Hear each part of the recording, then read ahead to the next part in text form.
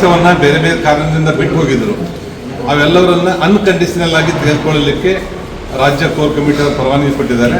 ಅವರು ಅನ್ಕಂಡೀಷನಲ್ ಆಗಿ ಬರಲಿಕ್ಕೆ ಯಾರಿದ್ದಾರೆ ಅವರೆಲ್ಲರೂ ಇನ್ನೊಂದ್ಸಲ ಬಾಗಲಕೋಟದಲ್ಲಿ ಕೂತ್ಕೊಂಡು ಚರ್ಚೆ ಮಾಡಿ ಅವನ್ನೆಲ್ಲ ಪಕ್ಷಕ್ಕೆ ತೆಗೆದುಕೊಳ್ಳುವಂಥ ಕೆಲಸವನ್ನು ನಾವು ಮಾಡ್ತೀವಿ.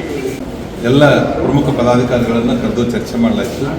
ನಮ್ಮಲ್ಲಿ ಬಾಗಲಕೋಟದಲ್ಲಿ ಸಣ್ಣಪುಟ್ಟ ಅಸಮಾಧಾನ ಇರುವಂಥದ್ದು ಸತ್ಯ, ಒಪ್ಕೊಳ್ಳುವಂಥದ್ದನ್ನೇ ಎಲ್ಲ ಓಪನ್ ಆಗಿದೆ.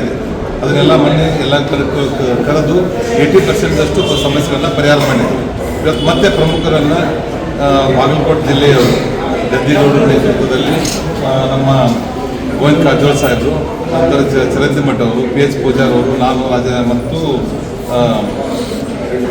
ಬೆಂಡಿಗೆ ನಾವು ಅಷ್ಟು ಕೂಡಿ ಸದಾನಂದ ಗೌಡ ಸರ್ ಎಲ್ಲರೂ ಚರ್ಚೆ ಮಾಡಿದ್ವಿ.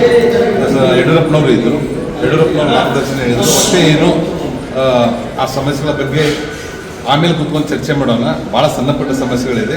ಇವತ್ತು ಭಾರತೀಯ ಜನತಾ ಪಾರ್ಟಿ ಗೆಲ್ಲಬೇಕು, ಕಮಲ ಗೆಲ್ಲಬೇಕು. ಅದರ ಸಲುವಾಗಿ ಎಲ್ಲರೂ ಕೂಡ ಒಗ್ಗಟ್ಟಾಗಿ ಕೆಲಸ ಮಾಡಬೇಕನ್ನುವಂಥ ತೀರ್ಮಾನವನ್ನು ಕೊಟ್ಟಿದ್ದಾರೆ. ಅದರ ಸಲುವಾಗಿ ಅವ್ರು ಹೇಳಿರುವಂಥದ್ದು ನಾವೆಲ್ಲರೂ ಒಪ್ಕೊಂಡಿದ್ದೀವಿ. ನಾವು ಒಟ್ಟಾಗಿ ಒಂದಾಗಿ ಒಗ್ಗಟ್ಟಾಗಿ ಬಾಗಲಕೋಟೆ ಜಿಲ್ಲೆಯಲ್ಲಿ ನಾವು ಅಭ್ಯರ್ಥಿಯನ್ನ ಗೆಲ್ಲಿಸೋದ್ರ ಕಡೆ ಗಮನ. ನೀವು ಆಕಾಂಕ್ಷೆಯನ್ನು ಚರ್ಚೆ ಬಾಗಲಕೋಟೆ ವಿಧಾನಸಭೆಗೆ ಆಕಾಂಕ್ಷೆ ಅಲ್ಲ. ನ್ಯಾಷನಲ್ ಹೆರಾಲ್ಡ್ ಬಗ್ಗೆ ಮೇಜರ್